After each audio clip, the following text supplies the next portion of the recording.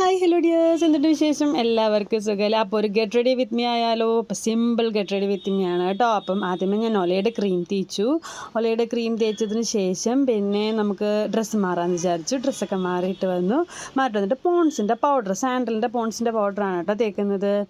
അതിന് ശേഷം പിന്നെ മുഖത്ത് പൗഡറെല്ലാം നന്നായിട്ട് ഇട്ടു. അതിന് ശേഷം ജസ്റ്റ് നമ്മുടെ ബ്ലൂ ഹെവൻ്റെ ചെറിയൊരു കാജലുണ്ടല്ലോ, 15 രൂപയുടെ കാജൽ, അത് വെച്ചിട്ട് കണ്ണെഴുതി.